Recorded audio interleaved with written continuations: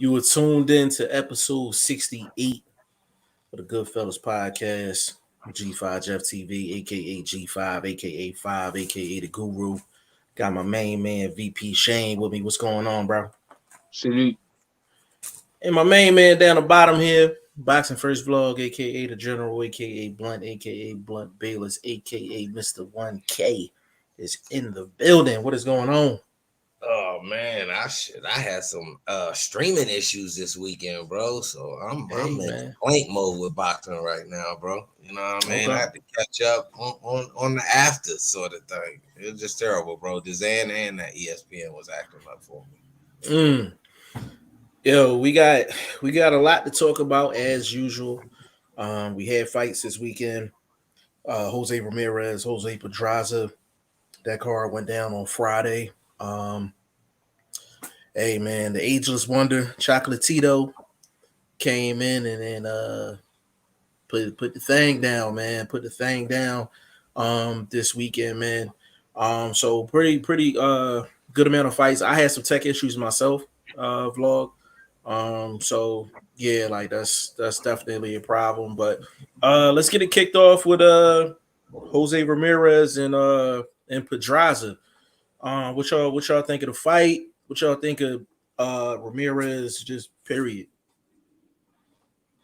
Blunt, You want to go? Bro, it's chinky in that armor. I'm just telling you, it's chinky in that armor. You know, I don't have the keenest boxing eye. You know, I you know what I'm saying? I ain't nobody. I don't know nothing. You feel me? I just call everything I see. And I seen chinky in that armor.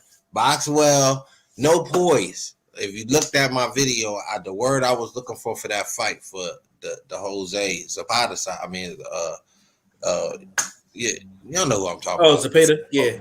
Zapata. I was looking for poise because we knew pressure from Ramirez.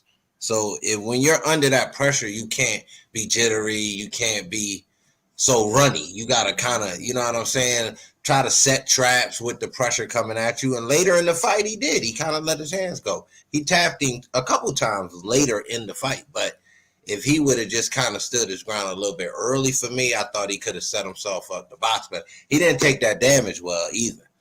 I mean, your boys look like he's hitting that dude with sandbags the way Jose's face was looking. So, I mean, that I didn't expect that. But he looked better in other fights. You know, maybe just a high-level B guy. You know what I mean? And Ramirez, we still really need to see if he A+. He may just be A-. You know what I mean? Fair enough.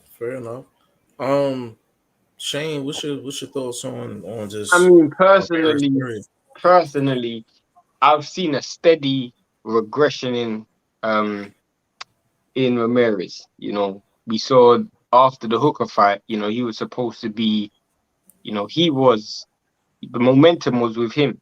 You know, everyone was looking at him to be the best at that division. Then he had the Postal fight, which was, you know, controversial and very difficult for him. Then he got comprehensively beaten by Just Taylor. And then I was looking for at least a little bit of a comeback, but I feel like I don't want to blame it on COVID. I don't know what to blame it on right now. But there's a lot of things that I used to see in Ramirez earlier in his career that I'm not seeing right now. I don't really see the same killer that I used to see. You know, the relentless pressure, the relentless, you know, when I used to see Ramirez, it was all about inflicting damage. You know, it's all about going in there and just messing things up, really trying to inflict and cause damage on his opponents. I'm not seeing that right now. And I don't know what that's because of. I don't know if he's feeling, I don't know if he's the inactivity. I don't know if he's feeling the weight. I don't know what it is. But what I've seen of him recently, I've just seen a steady, slow decline. And obviously he's a shorter fighter at the weight, you know. Taylor, the last 4 fights he's fought Taylor, Hooker, Postal, and Pedraza. They're all taller than him. But you know, I've just seen a steady regression. You know, and the styles ain't been that different neither. Pedraza and Postal ain't that different in style. You know, so I didn't expect I'm just surprised that I didn't see the adjustments that I thought I would see, you know. So yeah. You said you like you seeing regression in Ramirez. Do you think that's just due to the level of competition he's been fighting, or you feel like it's something different? Well, you can't say that because when you look at when he fought Hooker, and I know Hooker's not an elite fighter, but when you look at when he fought Hooker, you saw that there was at least two levels between Hooker and Ramirez. You could see that Hooker was not on Ramirez's level. I didn't get that impression with Pedraza. Do you see my point? I didn't get that impression that this dude is levels above Pedraza. I didn't get that impression. So even if you want to say the um competition has improved, by how much? And why have you not look? There's some fighters who look good against lower competition and just don't rise that well. You know, it could be a case like that, but it seems like there's Sound more like of a you mental sound switch. like you saying he hit his ceiling. I mean, you could have, but even if you hit your ceiling, I still don't expect you to lose certain natural emotional habits, mental habits when you're in the room, when like that killer instinct, that go get it Now, attitude. I now, don't expect you to now lose that's that. what I'm saying. Now you see fighters, they go through changes. We brought it up with Teofimo Lopez. See, what's happening for Ramirez in the past 3 years, I would say, he's got a family. You see what I'm saying? So maybe that's something, and that's something I sensed in my dude Ramos too. Him having, fiance, trying to work on a family. It's kind of like boxing is still his craft and what he do, but the drive ain't in fifth no more. You feel what I'm saying? He more like in third, kind of push it up to fourth if Yeah, it's a big. it's different to Silk Sheets. I'm not saying he's in the Silk Sheets. I'm just No, saying, it's different. Yeah, that's what I'm yeah, saying. I think we speaking the same. It's before like these dudes Ramirez, are still fighters, but yeah, like you said, Ramirez used to fight like his back was against the wall. He used to fight like there was a chip on his shoulder, like there was a point to prove. I don't really see that anymore. You know, he used to have this underdog psychosis mentality where he was swimming against the green, and it was almost like us against the world. The way he in his fighting style, like he always fought like he had a point to prove. Don't see that right now. Um, Blunt, I gotta take your comment and run with it. The ceiling comment I think is probably the most accurate for me in regards to Ramirez. Um, when I watch Ramirez, I'm like, am I gonna see a better version of Ramirez like right now, like within the next 12 months, 24 months? I don't see it. And to kind of address the regression, it almost seemed like Shane, you know how we always say like a trainer will come in and except for just adding a few things to what they do well, they try to completely Yeah, change the person's identity. We just seen it with Liam Williams. We just seen it with Liam Williams. Like he fought completely different than how he usually fights. And it seemed like somebody got to Ramirez and was just like, you know what? Your competition getting ready to go up, so you can't do let's this. start You can't do refining that. certain stuff. Yeah, Let's and I start feel like polishing certain stuff. I feel like he's trying to add too many things, and it's not him. And he's losing what made him who he was. With what got him there. Exactly. There's a Um, saying where they say, "Don't throw the baby out with the bathwater." yeah, correct. You know what I'm saying? And that's the thing. Like I think he's hit his ceiling. Um, and to be honest with you, I think 140 is his cap. And I'm not talking about from a weight standpoint. I'm talking about talent. Yeah, He I goes up mean, to 147. it, He's food. but it's difficult to even say that because he could be through that 140. I mean, I remember this happened with Casemiro, and I don't really want to bring up this dude's name because of what's going on with him right now. But Mhm. I remember seeing Casemiro fight Charlie Edwards and seeing Casemiro fight Zolani Tete, and I looked at this dude and I'm like, this dude's a killer. this dude is a killer. Like, you put him in there with anyone, he's killing. Like, he just went in there with a mentality of, I'm going in there to be an animal beast, cause all the trouble. Then a year down the line, I see him fight Rigondeaux, and he looked horrible in that Rigondeaux fight. So I don't know. Like, it could be stylistically, it could be the fact that you raised in competition, but I don't expect such a massive drop off in terms of who you are and in terms of how you fight. And you brought up food. You look at the likes of Brandon Lee. You look at Montana Love. Teofimo's moving up. You look at Zepeda's there. Obviously Taylor's there. Progre's there. That's a division with fights. There's fighters in that division. There's killers in that division already. So, I mean, I don't want to Sandor Martin, for example. You can't take certain fights. And when you're in the situation that Ramirez is, you have to be careful who you match him up with now. Because it's not a case of, I'm the best in the division, you can put me up there with anyone. What's it called? Josh Taylor tried to do that, and you just saw what happened with him. You see my point? That division is genuinely stacked. It's genuinely stacked. It's a stacked division. And we were saying this months ago. Yeah. It's kind of, he got the victory, but I almost had more questions with Ramirez than I do Pedraza. Like Pedraza, we know what we're getting already. Yeah, we know what we're getting. My question is was he exposed?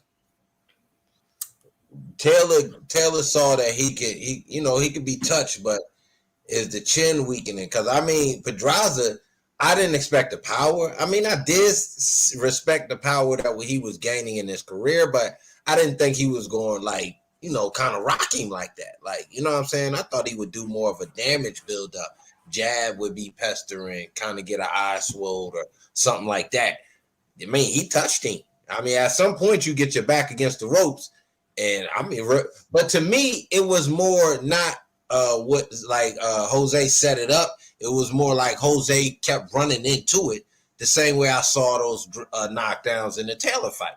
Taylor either caught him flat-footed or caught him coming in. So is that something that you think they could clean up, or like? You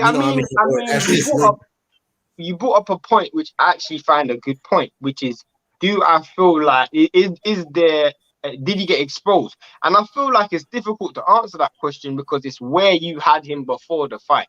Personally, it was a Postal fight where he got exposed to me, because before I thought this guy was an animal, and Postal, and I think Postal's still a legit 140-pound fighter. I still think he can cause a lot of problems. I know he lost to Gary Antoine Russell. I still think he's a legit fighter. But what I saw him in the Postal fight, I saw someone expose him. And a lot of the weaknesses that Hooker wasn't able to expose, I saw him expose. And then I felt like Taylor saw those holes and he almost exploited. It's kind of like when Canelo fought Callum Smith. When Callum Smith fought John Ryder showed you the blueprint to beat Callum Smith. Canelo just perfected that same blueprint, used the exact same style, and he beat Callum Smith with the style John Ryder did. Now, because I saw the Taylor fight, because I saw the Postal fight, going into the Pedraza fight, I always thought Pedraza would cause problems. The problem is I just knew Pedraza was limited with what he can do. Like I said, he didn't. We could say some marbles, some stones. He didn't really show no belief in himself to really be able. Okay, I'm a shoot mines, and then I'm a lean, or I'm gonna do something that I'm not in a back and forth war. He played the back foot so much he caused himself a disservice. You see what I'm saying? Like, the back foot is good if you picking and choosing throughout the fight when to use it. If that's just your game plan, at some point you're gonna back foot yourself to the ropes. And then he got off late in the fight because he forced to let his hands go to respond to the damage he was receiving. Because you got to be honest, Ramirez is still accurate. So I think he poses a problem with his offensive output. But defensively, I mean, again, you got guys like Montana Love who are excellent counter punchers with power. I mean, so I think I can say the word exposed really stands out because if all you got to do is let him run into something, which that's what he does. It's not like he boxes off the back foot or he circles. Yeah, if you can walk him onto punches, if you walk him onto punches, like so, I mean, someone like Antoine Russell or Montana Love, those dudes with a strong backhand, you know, you just size him up with that leading hand, and then he's gonna do the rest of the work by just walking into it. He's gonna fall into those shots. You know, I mean, that division. I mean, where But does what he fit in? the division is deep. Well, what his route on top rank, is that a deep route? Was that something that'll be an easy course for him to go through? I mean, they're gonna push the Pader, and the winner of him versus the Pader will probably fight someone like Taylor or Tiafimo. So Don't Ramirez get Cepeda next? And that's supposed to be a final eliminator. Yeah. I know he spoke before the fight, and when my did work, I was catching some of that, and he's already talking about going to 147. And if he was to seek a rematch with Taylor, if it wasn't immediately for a belt, which it don't seem like it's going to be, then it'd probably be at 147. And I'm like, that's just a weird idea, but yeah, very. Bob will probably talk out loud too much. I mean that don't make sense though, because this is the problem with it's weird because 140 is stacked with top rank fighters, but they have no one at 147. Literally no one. They had Crawford, but they have no one at 147. So you can move a Taylor up, you can move a Ramirez up, but I think there's more work in 140. You know, you could match him up with a Zepeda, then you can match him up with a Jack Catterall. You could match him up with a Brandon Lee. You could match him up with so many dudes, and if Montana it's a final Montana Love too. It's a final eliminator, so that basically means once Josh Taylor does the inevitable and move up, you basically become a 2-time world champion. So you might as well just wait until Taylor moves up. You can even match him up with a Teofimo Lopez. They saying the route for him is the WBO. So whatever the WBO situation is, that's kind of where he's lining up to get his next belt opportunity at 140. Yeah, he should stay where he at. If you going up, if you at 147 and you're not PBC, that's suicide. Yeah. Like it's suicide. Like, he's not gonna be able to fight anybody. I don't even understand why Taylor moving up, to be honest with you. Like it's nothing for him up there. I mean, it might be 1 or 2 fights for him, but outside of that, there's no longevity, not at all. for him. Because 147 and 54 Taylor fighting PBC. like a Kavalauskas or something. I can see Taylor fighting like a Kavalauskas or maybe a Kell Brook for some money or something because it's in the UK or something. But in terms of titles, I can't see it, bro. I can't even lie to you. Yeah, that's 100% fact. So it's far as Ramirez is concerned, let me hold on. Let me shout out family in the building, man. Big shout out to Adrian, man. He said salute. My guy Bruce Schools in the building, man. Said peace, my brothers. Big shout out to Bruce Schools. We're not subscribed to Bruce Schools, man. This is definitely follow for sure. Conrad in the building said, evening, fellas. What's going on, bro? Yeah, Ramirez, the blueprint is out on Ramirez. If you want to beat Ramirez, the blueprint's out there. The question is, are you good enough to follow the blueprint? Like it's really, I know I make it sound simple, but it's really like that simple. It's risky. Like, it's risky. Jose Face tell you that. Yeah. Pedraza Face tell you that. You know what I mean? So, who would you want to lose to though? That's the question. Like you're at that stage where you gotta be careful when you're in a field of landmines. It's a bit like 175, maybe 4 or 5 years ago when you had Voltic, Viterbiev, Bivol on the come up, Alida Alvarez, those dudes on the come up. It's like, who do you want to lose to? Because one of these up and coming dudes are gonna beat Montana Love, Brandon Lee, Russell, Teofimo Lopez. One of these dudes are gonna beat you, bro. So you might as well try to find a money fight. Because I'm not gonna lie, I'm putting money on Zepeda, icing Ramirez, icing the dude, bro. I'm putting money on the dude getting iced. I mean, he tough though. He got rocked, bro. But Just like he got rocked with Taylor, but he got up. So Zepeda's different though, bro. Zepeda's different, bro. He's got I mean, different type of power. I get you. I can't argue that he ain't next level when it comes to the grit. So I guess you right when it said we ain't see that in Ramirez. He kind of had Pedraza on his heels, but he didn't really smash him. You know what I'm saying? Like just stay on him, volume him out the door, like make a ref stop it, sort of scenario. So I kind of get what you're saying on that aspect. How would you rank the 140 division right now? It's creepingly getting better than lightweight. I don't think I mean, how would you rank the fighters right now? Who would you have number 1? Who would you have number 5? Oh man, well shit, you gotta put Taylor still number 1 just because of circumstances. Oh shit. I mean, I ain't gonna lie, bro. I still kind of got Postal on the outside because I don't think he got stopped against Russell. I thought he fought a good fight. He just didn't put enough rounds in that particular style fight in the bank on his advantage. So I think he's still in there. Maybe an outside 5. So you got Montana Love, obviously, like a 4 to 5. Prograves to me is like a 2. You know what I mean? Because he just still got the bigger name.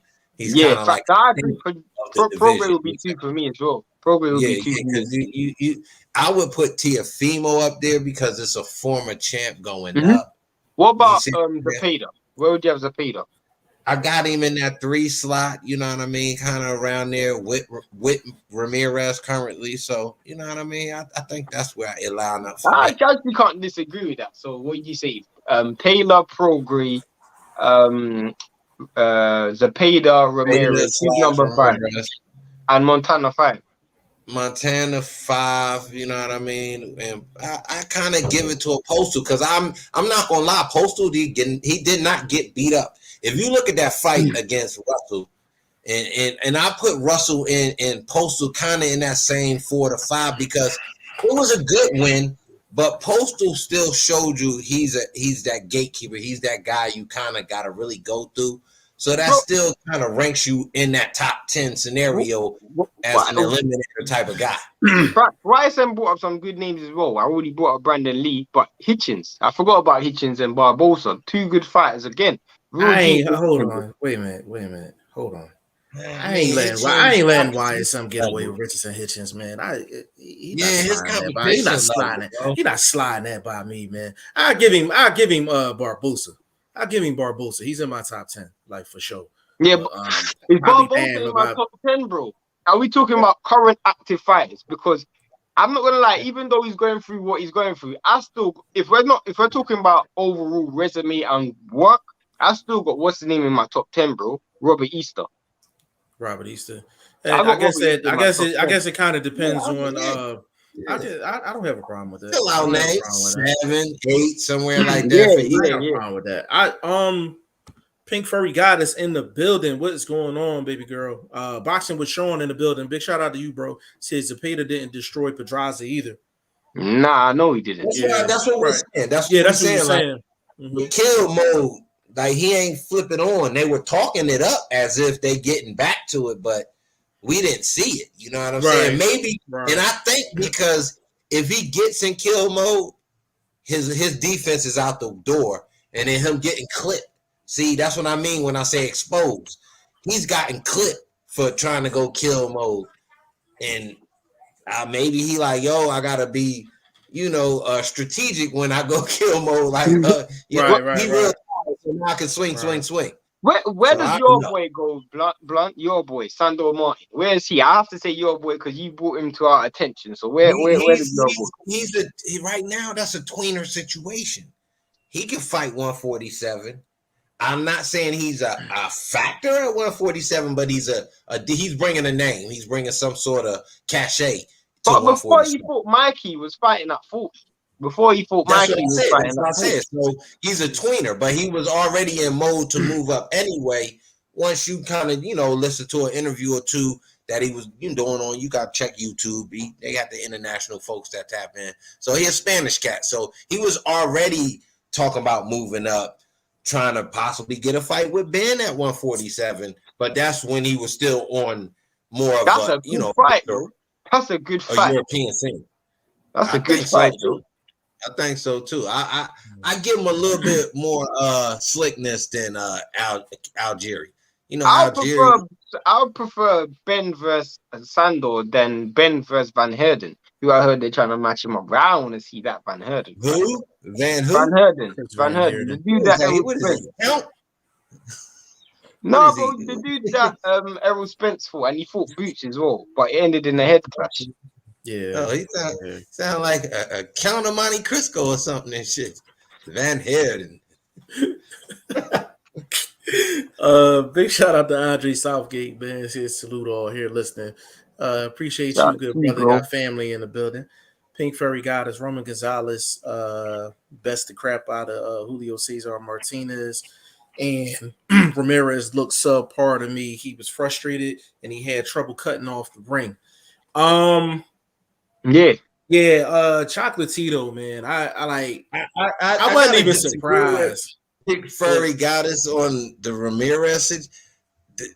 I mean, come on. Pedraza face, man. It looked like he was getting smacked with a shovel, my dude. So we gotta give you some credit for what landed, the damage that was done too. Like, I know we kind of ragging on him a bit because, you know, we at that A+ level and that apex level of boxing talk. But at the same time, credit is due, man, because I wouldn't want to go home to my wife looking like that. She'd be like, I agree with Timestamp. I agree with Blunt on that one, but the only thing is Blunt, and I'm pretty sure you're taking this into consideration. But when you compare that performance to, let's say, if he was in there with a Brandon Lee, if he was in there with a Gary Russell, if he was in there with a Montana Love as a Pader, maybe you can start seeing maybe they can exploit certain weaknesses again. That's giving Pedraza credit for the run he had been on too, to even stand up under that pressure. You know, for the distance. You know what I'm saying? I mean, Pedraza versus Josue. How does that go? I think Josue catch the hands again. I don't think he got the power. I like Pedraza in that fight. I don't think he got the power for the division, bro. Not that like I said, I just think he got in over himself. He can still come back and show us a little something, bro. I don't want to rag on the little homie too much because he doing some good things in the gym. So he focused. Hey, Blunt. God damn. Hey, God bless, man. I'm not disagreeing, bro. I'm just saying, when a dude's reference is the gym and it's not an actual fight, I just have to laugh. I mean, but you gotta get on. If you fall off the treadmill, you're not gonna go from the treadmill to the track. You're gonna get back on the treadmill. Yeah, facts. You see what I'm saying? So you know what I'm saying? Like, he gotta get back in there, and his attitude is positive. He can still be, you know, ghost, like, you feel me? Man. But he's not. So big respect to him. Fucking Pedraza's wife made him sleep in the guest room after he came home from the Ramirez fight. He was like, motherfucker, who loved you? He looked like Martin at the Tommy Hearns put them paws on the Blunt. Oh man. But Pink Furry Goddess, the thing about the cutting the ring off thing, like a lot of people bring that up. Like, I watched that fight and I'm like, I really only bring up cutting off the ring when a guy really has no other way to be effective. To win. Or no other way to win. Ramirez was pretty effective without cutting off the ring. Like, so I see what you're saying though. And Jeff brought up a very good point. And he always says this. And we're going to get to the comments in a second. There's not many fighters in boxing who actually cut off the ring that good. There's not many fighters that actually do. If you probably in all the divisions, there's probably like 10 to 12 fighters that do it well. Not many fighters do it successfully. Not for no long stretches either. So I mean, who can I think of that does it successfully? I can't think of one. In that, I give Chavez. I would rank him as an all-timer when it comes to cutting the ring off. Well, I'm just thinking all time. I don't know. Time. No, I get that. I get that. Modern era is a bit difficult because Not much Because dude you want to be a counterpuncher, bro.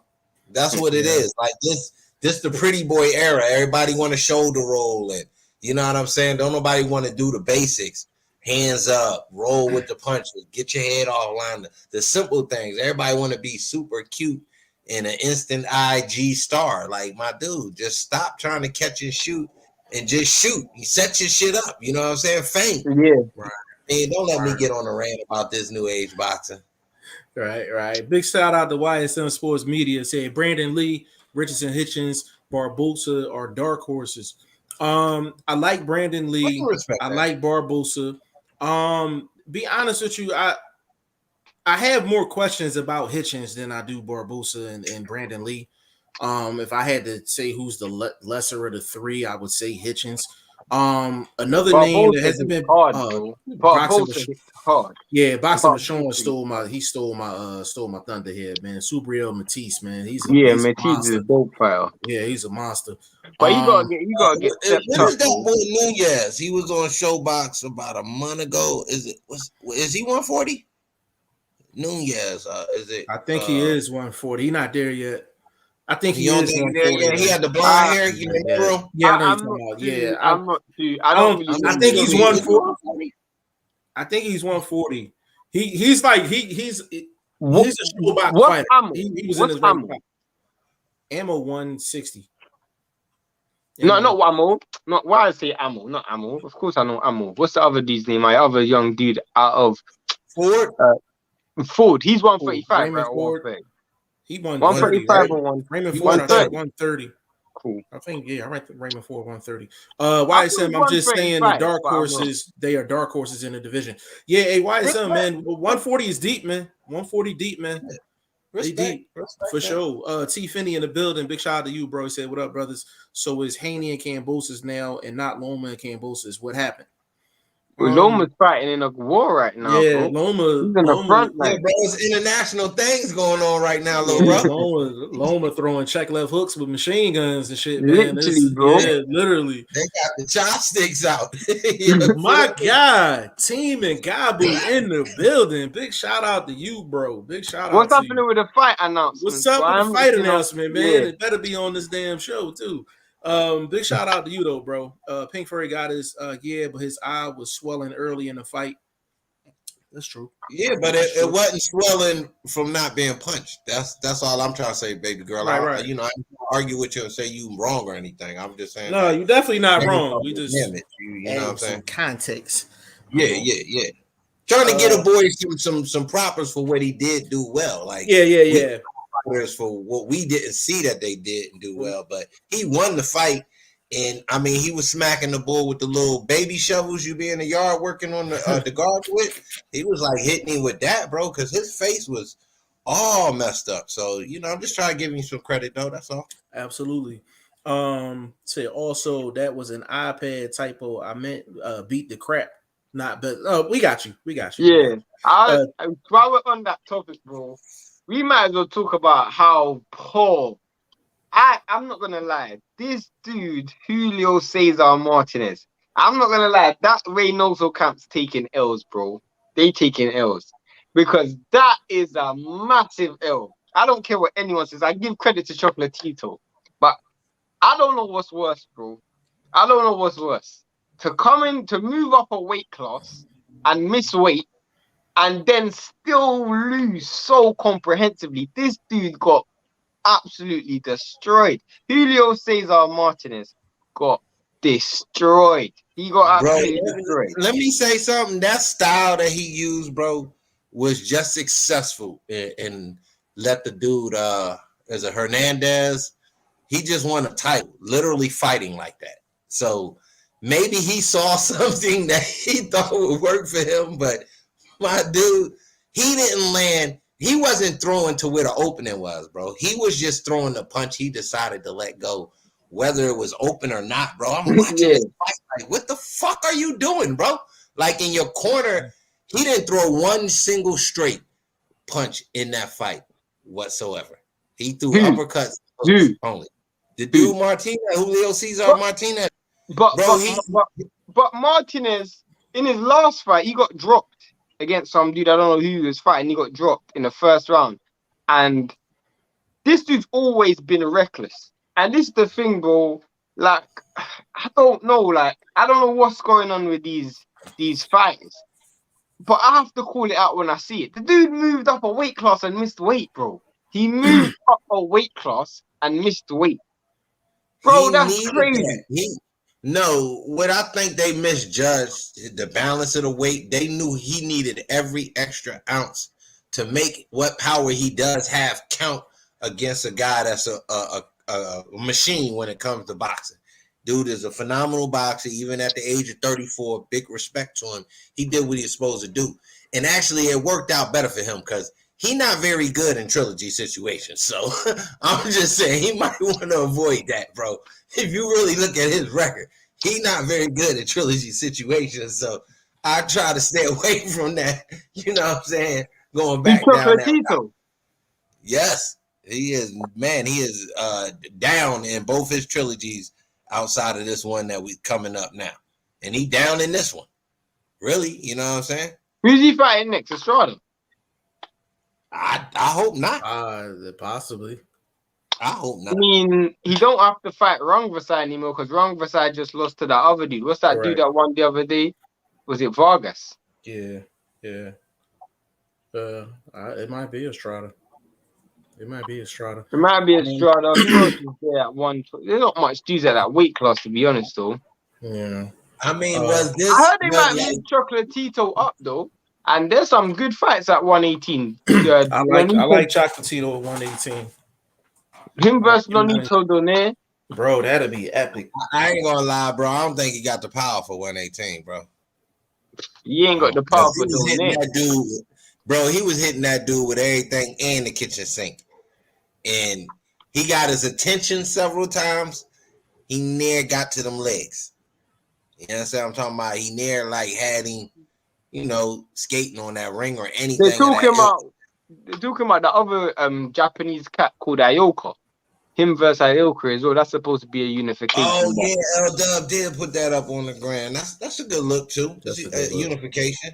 I mean, Japan's trying to do their thing with boxing right now, so... Right. Yeah, they supposed to be having the borders open back up. Yeah, I mean, Murata versus Golovkin is happening in Japan as well, so... Yeah. Hopefully that... And Golovkin's getting put in a casket, bro. I'm telling you that now. I'm making my statement right now. Golovkin's getting knocked out clean. I'm telling everybody, bro. Murata's knocking this dude out. Murata is knocking out Golovkin, bro.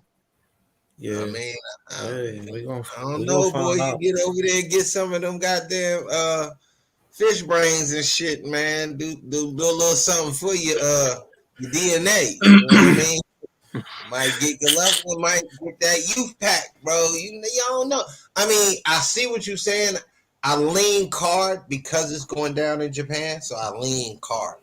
But if you want to put an exclamation point on it, you would have to necessarily say Golovkin going to be foot on the gas. You feel what I'm saying? They're probably going for it. So he's going to walk into something, bro. And bro, yeah, I get you on that. Yeah, you can walk into something. You could arguably say Murata's the hardest hitter that Golovkin's ever fought. You can make that argument. On a single punch. Yeah, but Murata he kind of almost like Bivol, bro. He mechanical to me. Mechanical, but this dude's got killer as well. You see what he did to Rob Brandt, bro? He ironed that dude out, literally. I remember watching that fight live. He knocked that dude out so smooth. He hit that dude with that shot. I was watching the fight, and he hit it with a one shot. The fight was over. Ironed him over like a shirt. Just pressed on him. I mean, I ain't gonna. He not fluid. Like you know how boxing is, baby. You got some bounce to you. You know what I mean? You got a little shoulder. He seemed like everything is Terminator-esque with him. And if Golovkin can kind of punch first to me, kind of, you know what I mean, find the proper range, because obviously he's going up against a bigger guy. So he gotta get in, stay in, or get out and stay. But you know the problem with Golovkin, and Jeff will say this as well. He waits for you to finish punching before he starts punching. Right. I mean that's why I said if he gonna stay out. until dude that shot his low, then get in and go to work. Because Right. we still got to see what Murata defense is like. We giving him a lot of offensive credit. Is he taking shots to the chin? What is he like under that? Yeah. He can get kicked as well. But I'm just thinking Golovkin's past it, bro. This dude ain't fought in almost 2 years. And when he did fight, he almost got knocked Might out. do you some good, baby. Might do you some good. You know what I mean? Yeah. T. Finney said, was it the Russia and Ukraine war stuff? Yeah, pretty much. Usyk, Lomachenko, those guys, like they on hold right now. Like not only because they're at war, but you got to worry about them from a mental standpoint too, mental and emotional standpoint. That's war on all levels. You know what I'm saying? So hopefully everything will be all right with them. They come back, do what they do.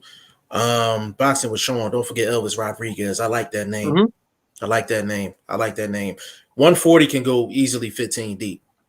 Easily 15 deep. And what Top Rank did with Elvis Rodriguez, they was dead wrong for that. That man took one loss and just dumped him. Top Rank got a habit of doing that too. They got a habit of doing that as well. T. Finney, I had forgot Loma went back to his country to fight. Yeah, that's the main reason. Like, if Haney gets the fight, he literally stumbled into it. You know and what I mean? Haney's gonna destroy Kambosos as well. He is going to destroy Kambosos. That dude is gonna box his head off, bro. What you think about that, Vlog? This might be the KO we've been asking for. Nah. Jeff, who's the king? I'm gonna say this. First of all, Kambosos ain't the type of dude that has the ability to get inside and do that damage. You understand what I'm saying? So if Haney getting off and he at the range, he might be able to box him out. I ain't saying knock him out with some one punch, but grind him out with a ref in there like, yo, let me bail this dude out in front of his home country because he about to lose his bottom lip. You feel what I'm saying? So I'm thinking that kind of knockout. Not the reason why we're laughing is because earlier today, bro, Jeff, you walked into this one, by the way. You walked into this one. Jeff was talking about who Devin Haney can knock out. So Jeff, you can lay the foundations for this one. All right, so we were so I was like, I told Shane, when Vlog get on today, I said I gotta give him some props for Haney because I found somebody that Haney will probably knock out and I'll probably bet some money on it. Amir Khan might be the only person that I would guarantee a knockout with Haney, bro. Nah, guarantee. You telling me the offense that Haney puts out, that a dude that accepts punches the way Kambosos does is going to stand up under that for 12 rounds? I mean, so did Linares accept punches. Absolutely. But Linares been a solid dude that kind of knows how to eat shots. Kambosos He just got knocked out, bro. He just got knocked out. Yeah, that's because of what Haney did to him. I mean, you get beat around like that for 12 rounds.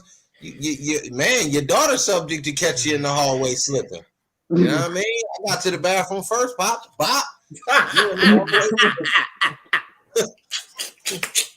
just saying. He put the hands on, he softened him up. You know what I mean? So you just don't know, bro. Those is residual knockouts, bro. That's what you call a residual knockout. Dude need to send Haney some commission. Oh, Jesus Christ, Edwin Castillo. Lay off the Canelo stuff, please, bro. Lay off the Vaseline for one day, bro. Team and Gobble, I'm with Makabu's manager now. And has some spicy news soon, guys. But all I'm going to say is, bro, knock Makabu out and get the Canelo fight. I want accreditations, bro. Knock Makabu out and get the Canelo fight. That's what I want to happen, bro. Damn, accreditations. I'm trying to be in the corner. Yeah. I'm trying to give you some advice in between rounds. Literally, bro, I'll tell you how to beat Canelo. God's name, I'll tell you how to beat Canelo, bro. Edwin Castillo's in the comments as well, so I'll tell you how to beat Canelo, bro. Big shout out to Ngabu, man. Pink Furry Goddess, April 30th can't come fast enough. Shakur Stevenson is ready for this fight, and this is the perfect time, both in their prime as well. I'm also excited for Spence Ugas pay-per-view. Take my money. Yeah, I mean those Ugas is gonna get destroyed. top flight looking fights. big out there, boy. He looking hawkish. He looking real thick, boy. I'm Who just you saying. talking about? Who you talking about? Ugas was out. You ain't seen the Ugas, boxing? Yeah. yeah. I told you, man. Thick, bro. That's that new money. That new money had you looking He good, out there, baby. he out there with the new Nautilus equipment and shit, nigga. Yeah, Bro, Got you the see this pool in dude, his bro. This bedroom. dude is looking smooth, bro. Oh my god, bro. bro. I see him at that press conference, bro. This dude didn't He even have a speck of dust on him, bro. he got a VIP look. He got Bro. a VIP look. Yo, before he got the bread, he had the George Jefferson cut, man. Bald in the front, had the sides in the back. You know what I'm saying? Uncle Phil. Yeah, he had the Uncle Phil John. He had the Uncle Phil look, man. Man, once he starts seeing that bread, he's shining. bald head shiny, teeth extra white, the clothes is right, jewelry hanging, Bro, his lady looking proper, clean, bro. And you see his looking wife clean. as well, bro. Yeah. Oh my gosh, she's looking clean. Listen, man. Ugas about to get that Reynoso pack, and it's about to be on, bro. It's about to be Literally. Hey, I think he already on it, bro. This motherfucker out there looking real. Yeah. You know what I'm saying? Is there more than testing for that? Game real high. Probably so. Should be. Boxing with Sean Arroyo and Olympian. Yeah, he said also who is Chocolatito lost to in the trilogy. Oh, wrong Versailles. Wrong Versailles. That's his name. Wrong Versailles Wingott. Yeah, wrong Versailles. It's Wingott. That's what they got. Bro, this is the same thing that Joseph Gwilt was talking about when he was talking about commentary. When those Asian fighters, they have to call them by their first name because their last name is all crazy. But his name Wrong Versailles, whatever his surname. I don't know how to pronounce that. Wingott is bad too, my dude. So either one is, you know, big shout out. Big shout out to Joseph Gwilt, man. I couldn't do it, bro. He's amazing at it, though. You seen him do the announcing. Yeah. He's tough at it for real. Boxing with Sean Estrada has Amando with Bam's brother. Damn, I didn't even know that. But Estrada already gave up one of his straps already, bro. He ain't fighting for straps. He's fighting for money, bro. He gave up one of his straps already. Yeah. Loma is also a 4-weight champion. No, he said Ayoka. Yeah, but when you're fighting at those weight classes, they're talking about 2 pounds, 105, 112. They're not that much of a difference, so it's easy to. Was it 105? What is it? 105, 108, 112, 115, 118. Yeah, there's not much of a difference. Like 3 pound, 4 pound difference here, and there's not much of a difference. Murata is too wide. That's the one problem I have with Murata. Being robotic and wide usually gets you clipped. But at the same time, with Golovkin, the layoff concerns me. The travel concerns me. The fact that the Canelo fight already concerns me because he could just be thinking, I'm looking at the payday, bro. Yeah, the Canelo stuff concerns me. It's a lot that concerns me with Golovkin. Answer question. When y'all say the Canelo stuff concerns y'all, do y'all have those same concerns for Ryan Garcia? No. In terms of what? Okay. So his mental, so Gennady Golovkin's mental capacity to withstand outside jargon is less than Ryan Garcia's? No, the reason why is because, for one, Golovkin's already looking at it as the only way this dude can beat me is if I both stand toe to toe. So I just might as well cruise this to points. But the reason why I'm saying this is because Ryan Garcia is in a situation where there isn't another fight or at the end of the tunnel. There's already a Canelo fight at the end of the tunnel for Golovkin. All Golovkin needs to do is see that final bell, bro. That's all he needs to do. In my mind, if I'm Golovkin, I'm saying, bro, I'm just trying to avoid all banana skins right here. I'm just going to cruise for this fight, take no risk, minimum risk, and go 12. Ryan Garcia don't have to do that. Because at the end of the day, Ryan Garcia ain't got no fight at the end of this fight. He ain't got no 60, 30, 40 million at the end of this fight, bro. And the Canelo concerns I had, vlog, just to clarify a little bit, is like that's Triple G's like whole existence. Canelo, like, is either Canelo or nothing. So the fact that he has one fight left and then he gets Canelo, can he overcome like just thinking about Canelo and actually pay attention to the task at hand, which is Murata? Because there's some things that Triple G can do technically to make this fight real easy. It's like real when easy. AJ was fighting Ruiz. He just knew he had one fight away from fighting Wilder or whatever was gonna happen. You know, you gotta get that dude out of your head and focus at the task at hand. Yeah, a lot of pressure. So I wouldn't. But I mean, like you said, like the Ryan Garcia thing. Like I mean, I have concerns about him as well. You know what I'm saying? Going into the fight, I know Tegu's the underdog and all that, but Tegu's confident as hell though. I can't even lie, bro. I heard Tegu speak in that interview. I was like, bro, you speaking like blunt. Yeah, I mean, he was talking that shit. He was talking that shit. He was like, bro, this is an easy fight. He said, easy fight. And he was so happy that he's got this fight because people can see how good he is. But I was like, I like it. I like it. Yeah, I'm not gonna lie, I like it. He was talking that shit. He was talking that shit. I had to be honest with you. I think Vlog wrote that shit. For him to shade. But you over here on this soil, you gonna get a certain bit of swagger, you know what I'm saying, about yourself when you're tiptoeing around us. You feel me? So get your game right, get your game face on. I see your boy try to get a little touchy feely.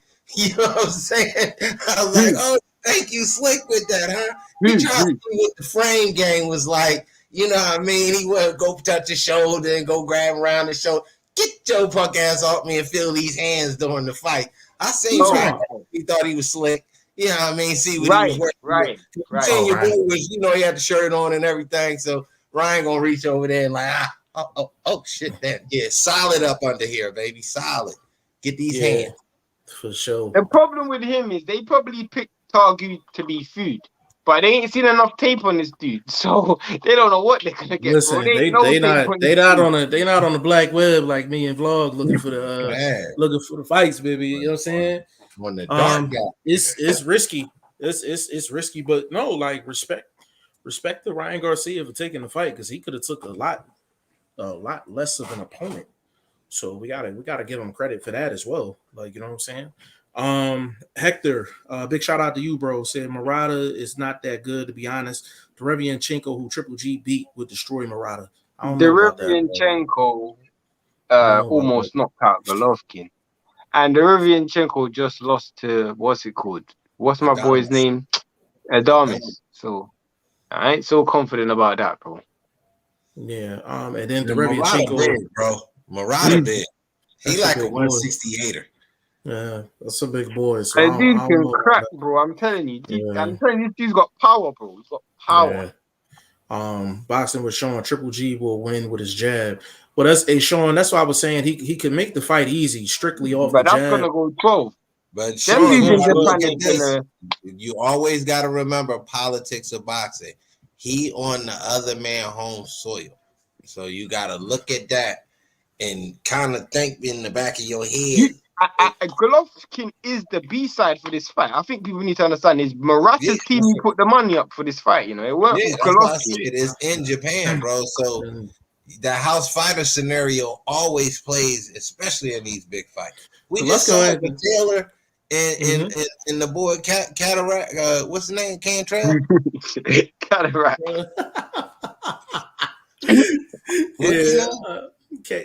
Cataract. You gotta give. I said that's an eye disease, bro. Oh yeah, that is. I need some cataract. I need some. Oh man, Edward Castillo, what's going on, bro? It says salute, fam. He says, see Haney give props to the king of boxing. Can I have a pick? Who are you talking about? Yeah, no, he's talking about Devin Haney took a picture with Canelo. Oh, good for him. Good for him, man. I hope he's gonna take. I'm moving on. It's just called marketing. It's just all. Is he gonna take a picture with Canelo after he takes that first or that second L of his career, bro? I'm telling you, Bivol's Bivol's coming for this team, bro. Trust me. It's coming for this team. Pink Furry Goddess. Go ahead, Vlog. I see a scenario where it's a draw, baby. Nobody loses.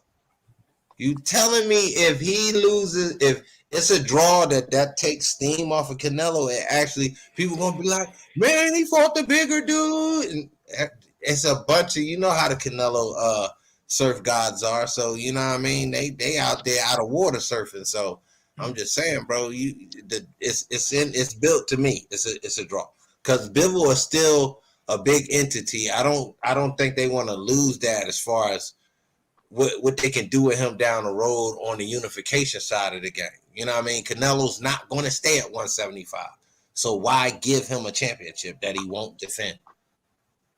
He ain't knocking Bivol out. No, that's a fact. I draw, baby. I think they're gonna rob Bivol. I think that's the only way. I think that's the only way Bivol can actually not lose a fight is a draw. I just don't see. I don't see them. Yeah, I just don't see. This dude because they got 130 million on this dude. But check this out. But even in your estimations, a draw could be considered a robbery because a draw is taking the. No, agreed. Yeah, I'm with you 100%. I'm with you 100%. But a draw still works from a promotional and a platform base. You still have both entities, and you're still able to resell them without explaining a loss or some sort of comeback scenario sort of thing. Yeah. No, that's what I'm saying. That's the only way. And the Golovkin fight probably sells more if he draws because right now everybody thinks Golovkin's food for Canelo. I'm not even gonna lie.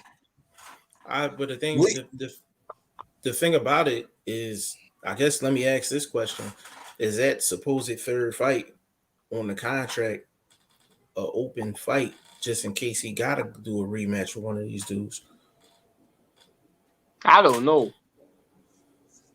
I mean, think about it. Rematch with who? With Bivol? No, so he has a 2-fight deal, right? So yeah, he has a 2-fight deal. So let's run with your scenario, Vlog. He does a draw with Bivol, right?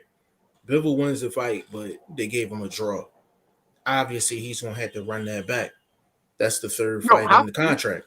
You don't have to. You don't. But have the thing to is, in the contract though, does he have to win that fight to get the Triple G fight? So is you telling me rematch scenarios is his way to duck Andrade again? No, we off Andrade. We off Andrade on this one because that's a legit possibility. That's what I got out of it. That's the first thing I thought. I heard, bro, the third fight, and this is what I heard. We know that Joe Smith Jr. and Beterbiev are fighting in spring, and if he fights Golovkin, maybe the third fight on that contract is the winner of Beterbiev Joe Smith for undisputed at 175. Yo, if that's the third fight, in that scenario, that means he beats Bivol. Yeah, I'm saying that. That's what they're probably planning for. Yeah. But that's what I'm saying. Like, if Bivol, if he draws with Bivol, does he get the Golovkin fight? Like, is the contract still? He should do because it's 2 different weight classes. No, the only reason I asked that is because Triple G does not get the fight if he loses to Murata. That's in the contract. Oh, that's for Golovkin, though. That's not for Canelo. Right, but that's what I'm saying. But that's what I'm saying for Canelo. That's what questions. Huh? And let me hit you with this. Are these sort of deals bad for boxing? I'm only addressing it because you said a draw. You said you can see a draw. I'm looking at it because yeah, that's what I'm saying. Based on the way I asked my question. Because if you telling me he got a 3-fight deal, it's based on a certain scenario that you're able to sell these 3 fights. You have to go back to the drawing board if he loses the first fight. So you're telling me the first fight is 2 ways to come out for him to come out clean on the other side is a draw or a flat out win. Right. So are you saying, what was the question again, bro? He said, are these deals bad for boxing? No. Should we know about this? Yeah. I don't have a problem with it. I agree with I kind of think in a sense it is bad for boxing, in a sense. This is the only sport where it would be looked at, it'll be frowned upon No, Every other but sport, the reason everybody know who playing next. I know, but the reason why I say it's in a sense it's wrong because we look at someone like a Canelo, for example. Canelo's got all this money on the table. He's not going to get a fair Bivol ain't going to get a fair decision because he just invested 130 million on That's him. what I just said. That's why I'm saying it's not good for boxing. But because the thing is, Shane, and this is where I disagree with both of y'all. Y'all both know that'll be the case whether the public knows it or not. nah, that's a fact. That's a fact. Can we all agree on that? Can we agree on that? See, that's my point. Can we agree on that, Vlog? Yeah, I agree with you, but at least you're still playing a sense of a magician to a certain extent. Don't make it better. How you gonna do the trick and then still do the don't trick. make it better though. Like you know what, a Vlog, can I follow up on that real quick, yo? No, I'm just saying. You feel me? I'm with you. I'm with you. So I hear what you're saying. I hear what you're saying, but so check it out. So like when Canelo won that fight, right? And then they put the theme music on and Triple G walked to the ring after the fight. Like technically the public wasn't supposed to know about that, but we all knew about that. So it looked like a setup, right? Yeah. The public wasn't supposed to know that, but we knew it anyway. That's why I was saying, like, I understand the question. I guess it depends on who we talking about. If you can give me an example outside of Canelo, then we can talk about it. Anybody. I mean, an example, Spence. For example. Let's just say Spence. No. I got a better example for you guys, bro. A better example. And as soon as I say it, you're gonna be like, that's a good example. Wilder and Fury. When Fury was cut against Otto Walling, they already had that Wilder fight signed, bro. If that Wilder fight wasn't signed and due to happen, they might have stopped that fight. They might have stopped that fight because of that cut, bro. See what I mean? See, that's my point exactly. But the thing is, again, if we didn't know about that, we would have been going on here the next day and been like, yo, why the hell they ain't stopped that fight? And then 2 days later, they would have announced the fight. You know what I'm saying? But bro, yes. You got to remember that also affects judges, bro. If the judges are in the ignorant sense, if the referees are ignorant like fans are, let's say, for example, and they don't know, because everybody knew that while the fight was happening. If they didn't know, they could be thinking, you know what? Well, we ain't saving Fury for an extra day because there's nothing to save him for. They know that they're getting 100 million off that next fight. There's a lot to save him for. There's something to save him for. You see my point? So, like, having fights down the line is just, in certain aspects, when you got a bigger money fight and then a fight that's not making you no bread, I just feel like there's more room for controversy. No, I know. It's and the thing is, but what you tell me all the time, Shane? All publicity is good publicity, right? I ain't disagreeing with the business. I'm just talking about from a fan's perspective. Hey, we got a lot of problems. As from a fan perspective, we got a lot of problems. Like the sport ain't regulated. We always gonna have problems. You know what I'm saying? So question on, you know what I'm saying? Like, really, can I pull for somebody? You know what I'm saying? Like, but Vlog, I agree with you 100% in the sense of Canelo, because if there was no politics or no money involved, you couldn't tell me Bivol don't have a good shot at winning this fight.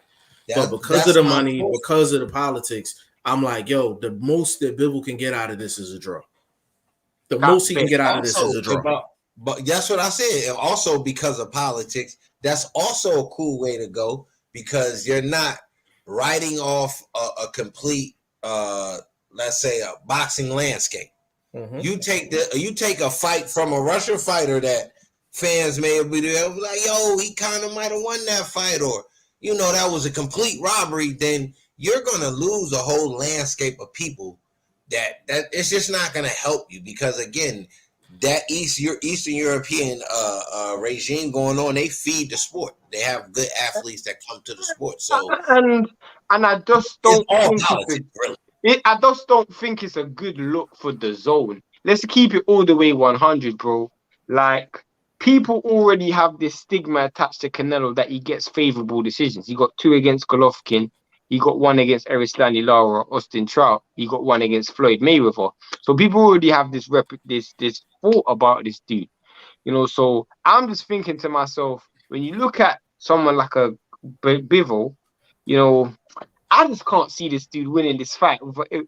I just see it as being a robbery, bro. I just see it being and I'm picking Bivol to win, but just lose by a robbery.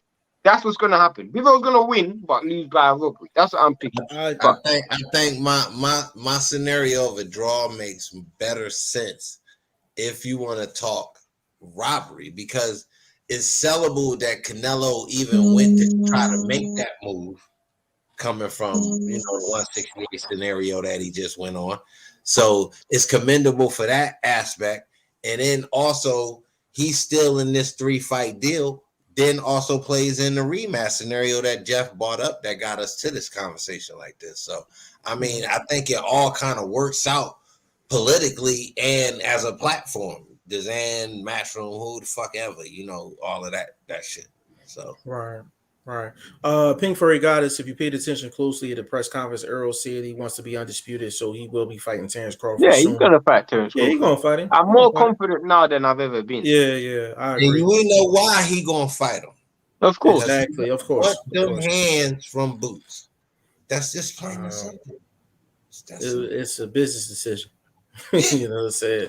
Smart. I mean, because if you were smart, you go ahead, double back, get the bag for a couple mandatory fights if you that good. Then you make your boy wait just to really show him, look, man, I'm running this. You know what I'm saying? Like whoop-de-whoop. Nah, bro, he's gonna fight. To me, bro, if I'm Crawford, bro, you know what I'm doing?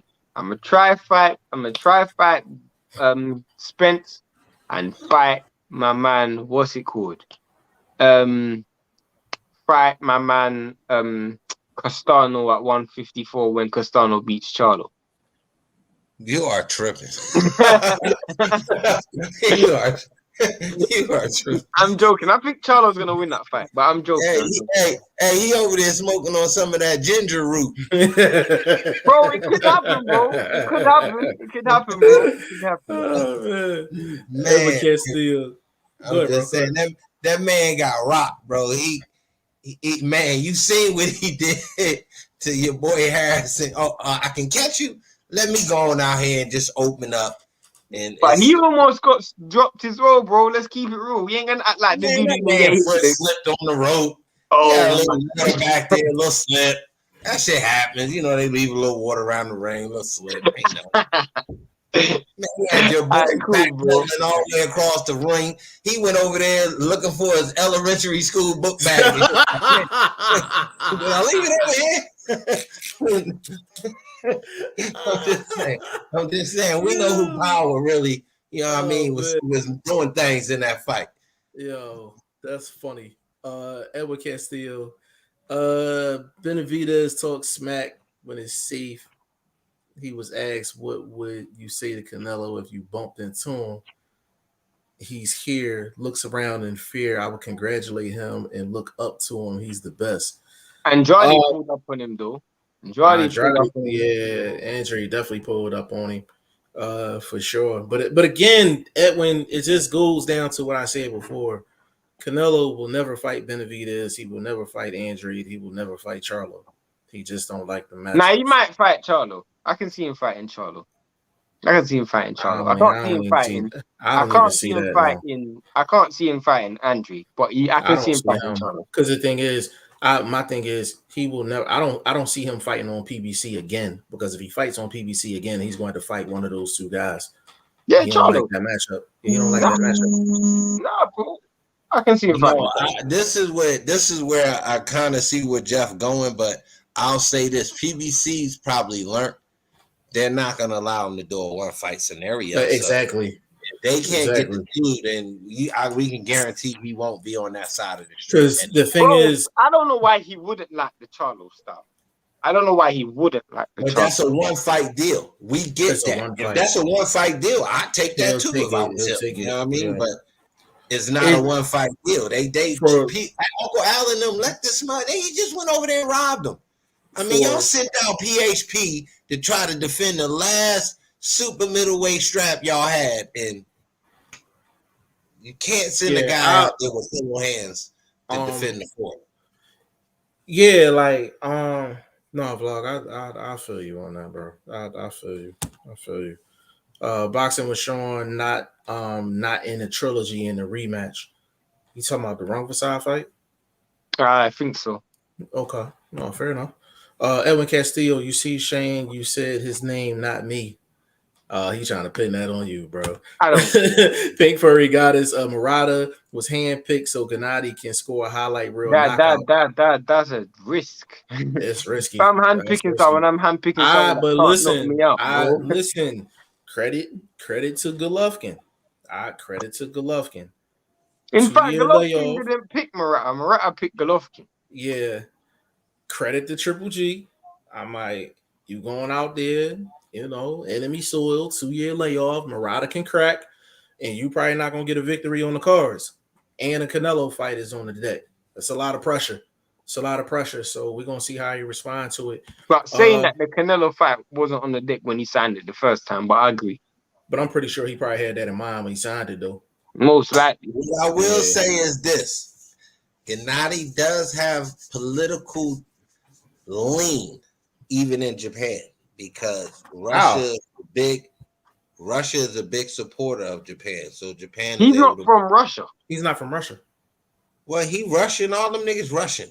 They all Russian, man. I don't want to hear none of that shit, man. They all Russian. Goddamn last name, the Russian, your ass Russian, nigga. I don't want to So hear wait, you Canadian, bro? Beg your pardon? Are you Canadian? No, I'm American, motherfucker. Canada and America the same thing, bro.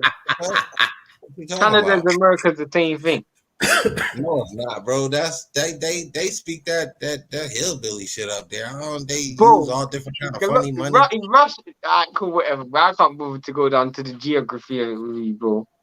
But that's my point of political. When you looking at boxing from a political landscape, he ain't completely abandoned. Him having a Russian lineage, so to speak. Let's just say he don't live in Russia, in Moscow right now. Yo, we not turning this into National Geographic, man. We keep. That's what I'm talking about. But what I'm trying to tell y'all is he ain't over there butt naked by himself though, because Russia is a big supporter of Japan. So they might not do him super dirty on the cards. Is what I'm trying to say. He butt ass naked over there, bro. He butt ass naked. No, he ain't, bro. You don't understand. Sushi. He butt ass naked with sushi stuck on his leg. Like it's bad, man. It's bad, bro. Hold on. Triple G is getting paid big for Murata. Yeah, I know. DAZN was paying him big anyway, though, Sean. His contract is big with DAZN. Yeah, he was right behind Canelo. Yeah, he had almost $100 million deal. Like, and then who was up to $100 million or somebody like that? Yeah, he was getting like between 10 and 15 million a fight. Canelo though.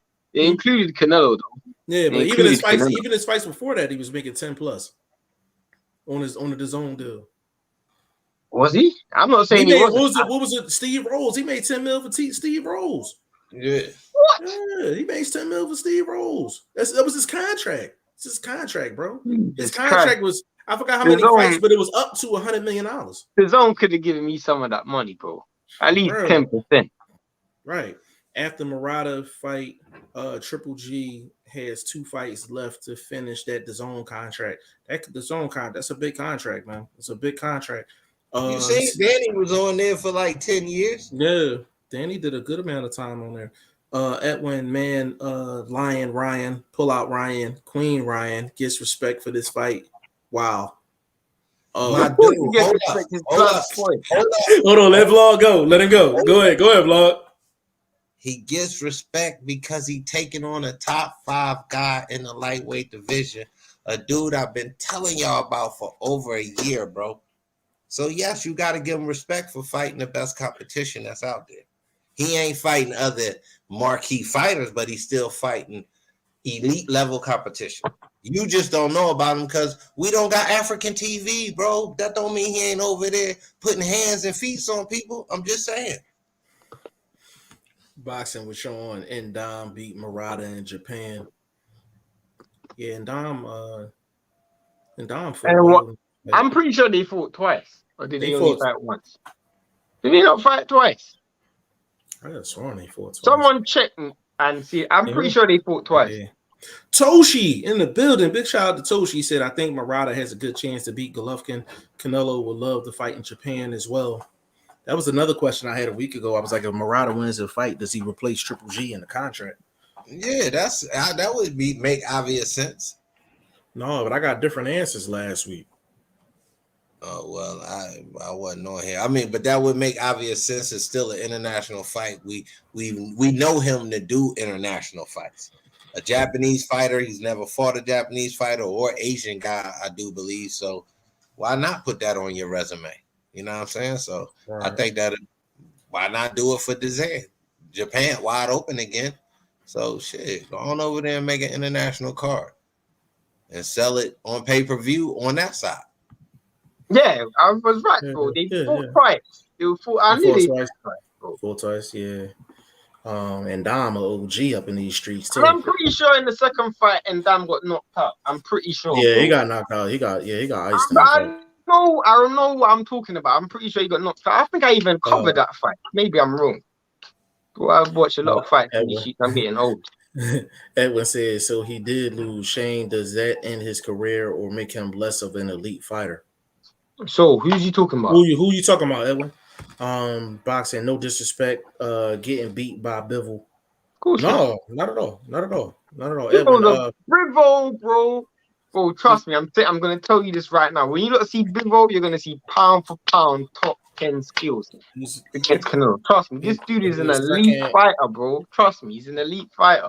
He's the second best 175-pounder in the world. In my opinion, he could arguably be the best. But right now, you gotta give it this nigga. Hold on, Edwin. When he does, I will be here expecting a full apology to the man in Spanish from y'all. If he beats Bivol, bro, if he beats Bivol fairly, VAR testing and no robbery on the cards, I'll put my hands up and say, you know what? All the credit to Canelo. I would say, as Shane would say, if he beats him proper, if he beats Bivol proper, I won't say it in Spanish, but I'll give him his props though in English for sure. Facts. Boxing was shown. Apparently, Canelo has a 3-fight deal for 160 to 185.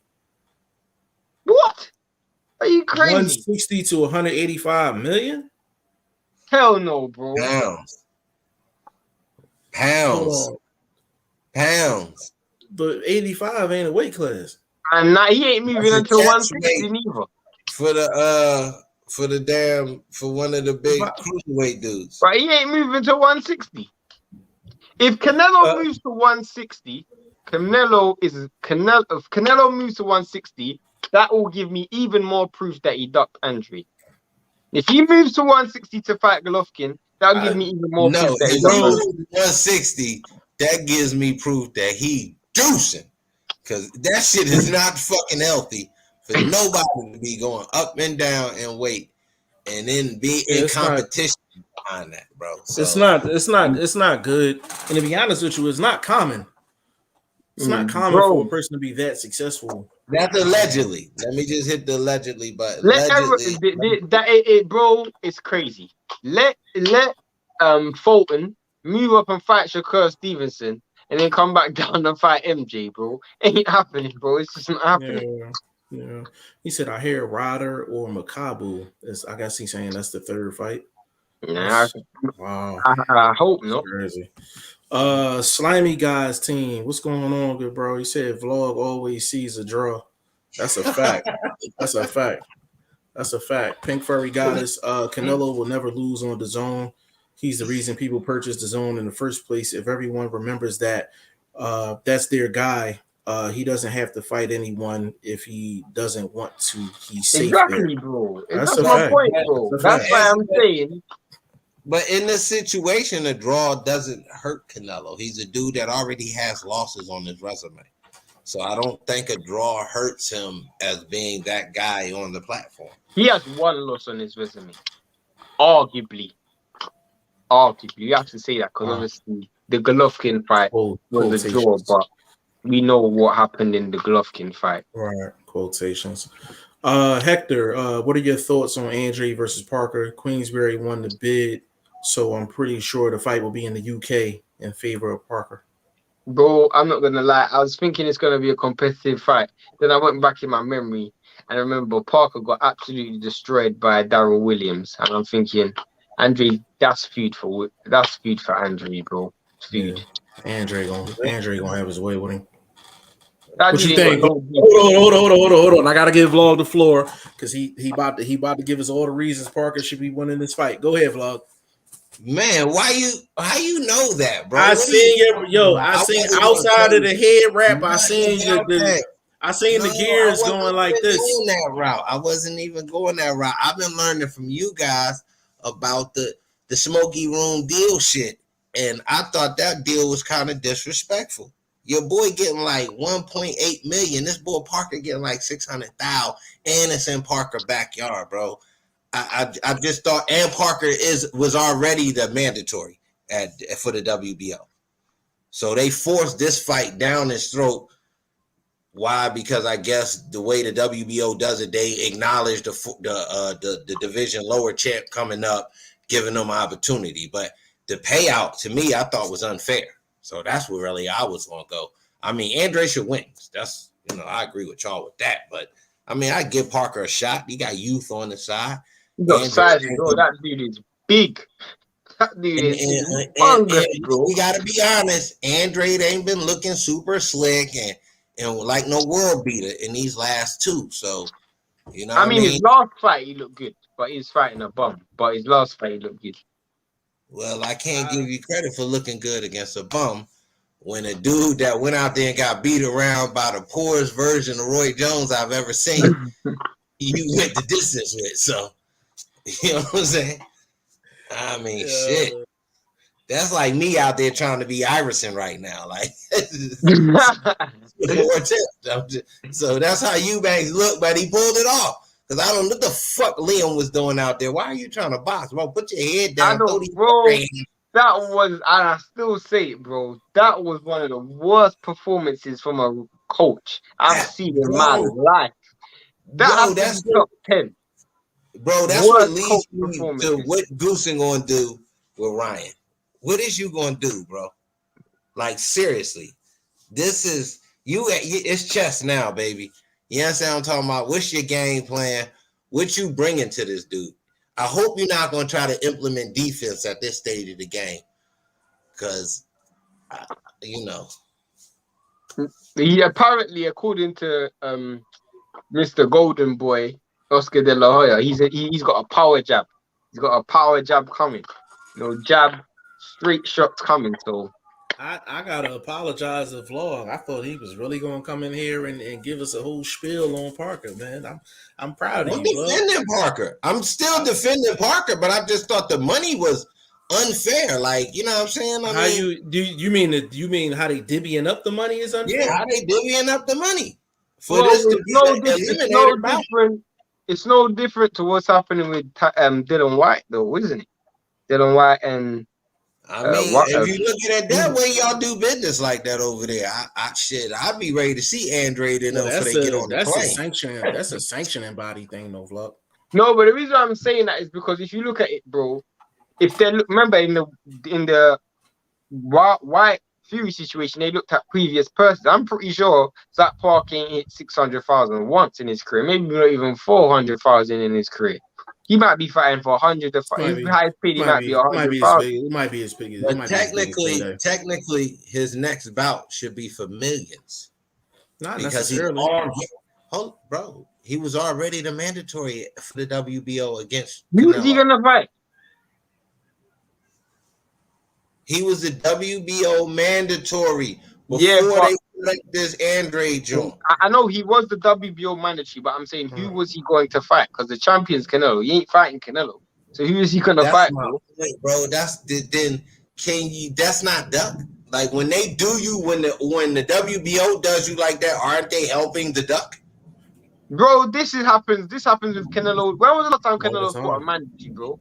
Let's just keep it real, bro. This dude don't fight mandatories. So I don't even know why Andre's taking this fight. Because it's not like Canelo's gonna even fight you. He's not gonna fight you, bro. So there's no point. Canelo don't fight mandatories. And I know people are gonna say he fought Yildirim, that don't count. He don't fight mandatories, bro. This dude don't fight. He didn't fight a mandatory at 175. He didn't fight a mandatory at 160. He ain't fought a mandatory at 168, bro. He ain't gonna fight no mandatories. So there's no point even being a mandatory for Canelo. The best thing you can be is an interim champion. So when he drops the strap, you're champion. That's the best thing to do, bro. Yeah. I mean, that's Parker's biggest payday. I think they need to I do think they need to look into the sanctioning bodies need to look into how they divvy up these purses when it comes down to, like purse bids and all that other stuff. Like I do think some people getting certain amounts is not really fair. You know what I'm saying? So but that's that's a sticky situation, But no, I mean, Flo, you got a point. I ain't saying you don't have a point. But is this because it was 1 point? I mean, to be honest with you, I thought the bid was fair. Because like neither guy really. The breakup to me. The breakup, yeah. I thought the bid was fair. Like the overall bid amount, like it was more than what I thought they was going to bid. To be honest with you, but yeah, like you said, Dibby ended up. What would have been the split between Joe Joyce and Usyk when they ordered that fight? Because it's a similar situation. Would that have been what 75-25? I'm asking. I'm wondering. I don't know. Good question. Because it's the same situation. Usyk being the champion at a lower weight class, Joe Joyce being the mandatory. We might ask about that. Again, if you say fair to me in that scenario, with you not dependent, they not dependent on Andre to sell no fannies in the seats. So it's up to Parker and them to really. What amount? What you thought was fair? Let me ask that. 85, close to 9. 880. Oh, 850, 900,000. Yeah. Yeah, I think in that scenario, money, bro. I think in that scenario, bro. Yeah, but again, you're in the young man's backyard, and you're expecting that young man to do a certain part of the home court promotion. Andre, that international name that the Irish fans come to see. I gotta block somebody. No, I'm looking at Will Stokes, bro. Oh, okay. All right. The worst that scoring fights. Okay, hold on. All right. No, the vlog. The one thing that I will the one thing I will say before you go, bro, is I do think in situations like that they do need to open up opportunities for guys in those situations to make some back end bread. So if they was gonna give him 600,000, give him an opportunity to make a little bit of extra since he got to do the leg work because it's in his own hometown, all that good stuff. So I do agree. But he's most likely gonna get that. His promotional company is doing it, so most likely will get some. He probably gonna get some back end money. So he probably he might hit that 859 vlog. It might just be it might be some duffel bag money though, off the books. You know what I'm saying? Yeah, I get it. Edwin, you probably can't see the link, but ESPN has the articles on that whole debacle. Said vlog, my homie, what do you say on the fights Andre turned down? He did Laura the same, Canelo did him word for word, Jermell, Derevianchenko, and Triple G in his prime. You can't blame anyone but him. His words. What is he talking about? He's talking about Andre. Andre ducking fights. I never claimed to be a dude that said Andre. He didn't duck Golovkin, and he didn't duck Derevianchenko. Yeah. I can't talk about the Jamel thing. The Jamel thing's Jamel. That's what happened. Yeah. Edwin, he said like the decisions made, I wouldn't say he hasn't, stubbed his toe at times. I'm not saying he ducked nobody though. I can't confirm that, but Edwin Castillo always with family and business. You don't always make the best moves when you're dealing with family and business. Hey, like with the you brought up the same thing last time with the Derevianchenko thing, and I'm like, bro, you like we corrected you, and you still want to persist with this ignorance. So move on, Jeff. Get the real John before I get up out of here. Let me see. All right, I got you. He said, Edwin said he said everything from his mouth on why he declined each guy at the time. It wasn't till his twilight that he wants all the big names. Kaya Kiki 94, Bob Flowers, Primes.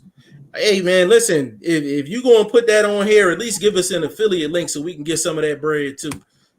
Pink Furry Goddess Ennis needs to fight my friend Blair Cobbs, the most exciting man in boxing.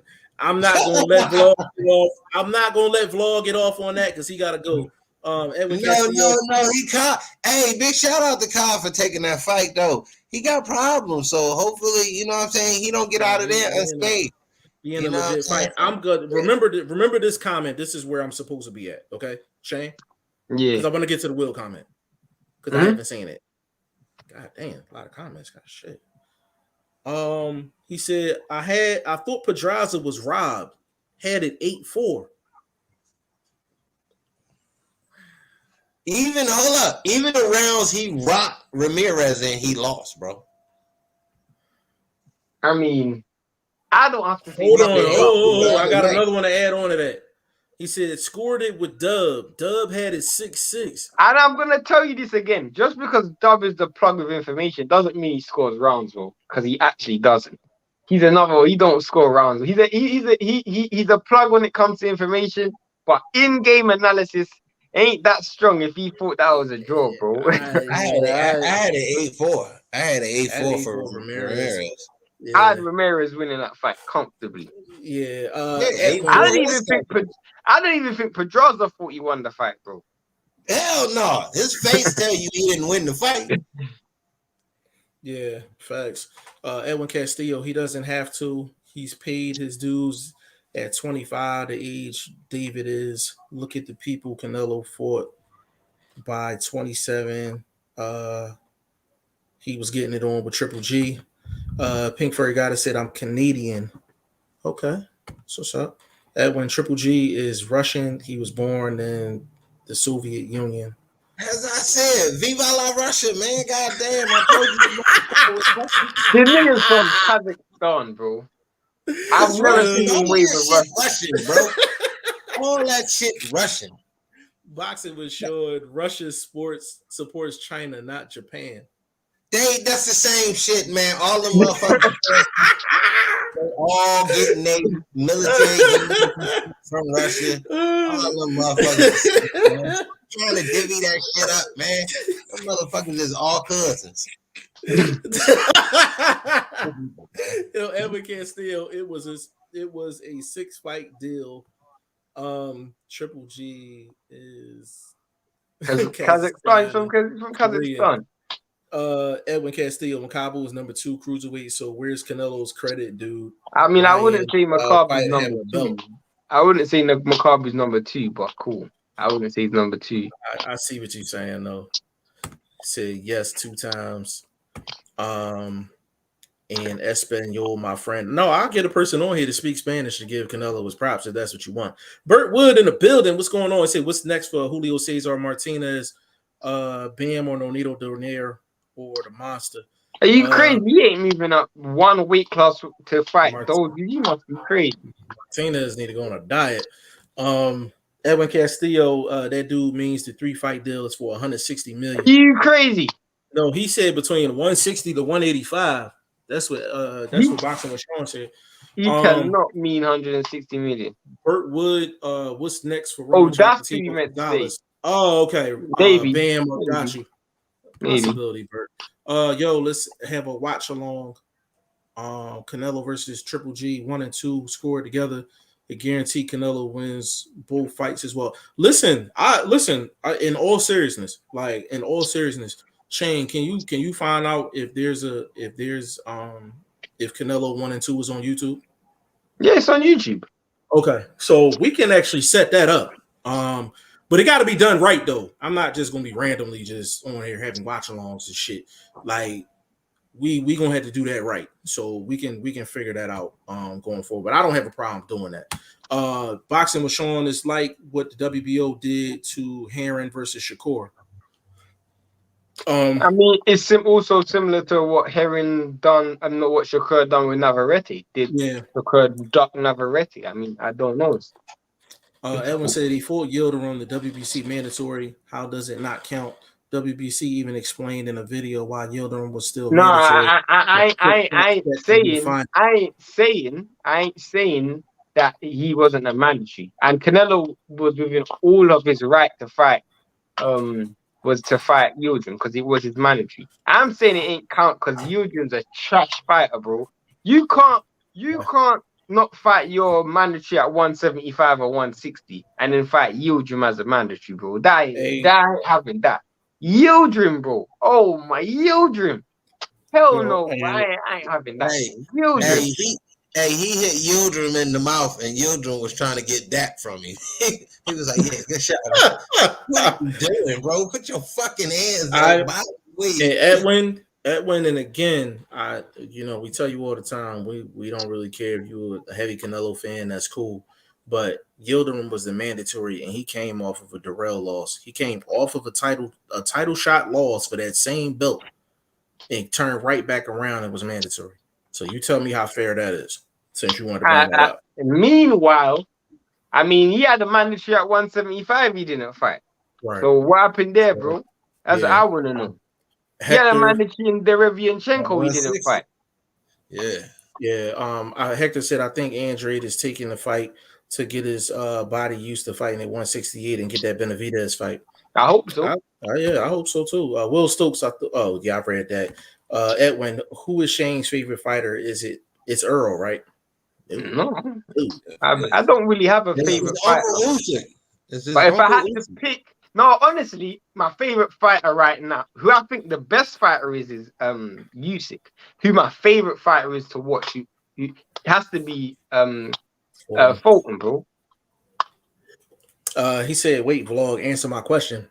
What question? I did about Andre. I said I did agree that he did stumble his foot at times throughout his career and miss out on some of those names. They could have done better negotiating and things like that. Maybe been a bit more humble, took the fight, proved themselves, get the bigger bag down the road scenario. I ain't saying that they didn't do that. So if that's what you talk about, I thought I did answer you, my dude. He said, yes, he did. He said he would need 10 mil to fight Derevianchenko or else. Can you tell me when this was? Because I don't know if you guys know this, but if you look at when Andrade fought, when Derevianchenko was actually in line to fight Andrade, Derevianchenko was mandatory for majority of that time. If you actually look at it, Derevianchenko was IBF mandatory. So I don't know when he would have fought, when he would have needed to fight Andrade. And after he became IBF mandatory, Andrade had the mandatory. So I don't know where. You have to tell me when that was. And let's be honest, Edward, wouldn't you want 10 mil at that time for what Derevianchenko was presenting inside that ring? Bro, you want to be compensated for what's across from you. And Edwin, I have to be completely honest with you, bro. After the Charlo situation, Andre was basically in blackball status. He was in blackball status. He's still in blackball status. Still. So Edwin, I hear what you're saying.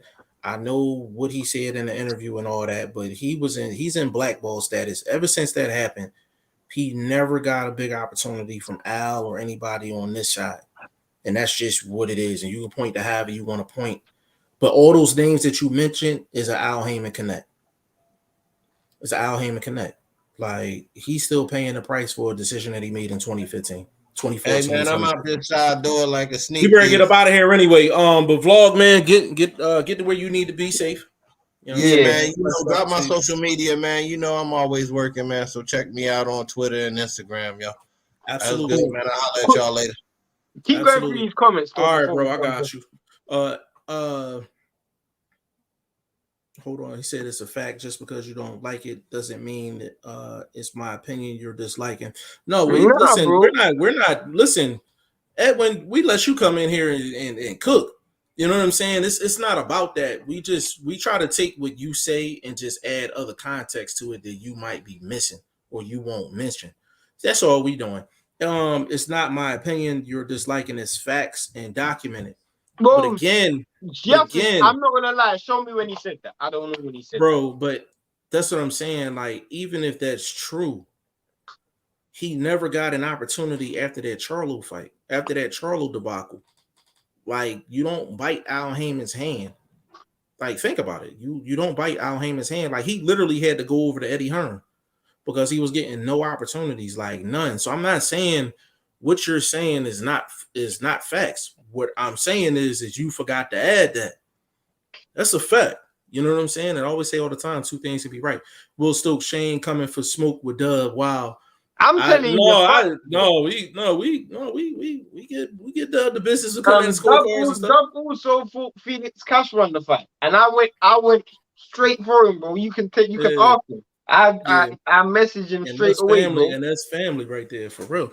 Will Stokes, Shane told me if Canelo beats Bivol, he'll be his number one pound for pound. I'm putting this here so that when Canelo does it, you can't go back on your word, Shane. I will say it myself. I'll say it myself, bro. Will If Stokes, Canelo beats Bivol legitimately, properly, no robbery, none of that, he is pound for pound number one for me. For me, in my opinion. Because a Bivol win is better than an AJ win. Will Stokes, Canelo Triple G, one is 8-4 Triple G for me, but it's got more close rounds than people give Canelo credit for, I think. No, we're going to do a watch along. I actually thought, personally, bro, I'll keep it real. I thought Golovkin won the first fight, and I thought Canelo won the second fight. I thought Canelo legitimately won the second fight. We can do a watch along, sure.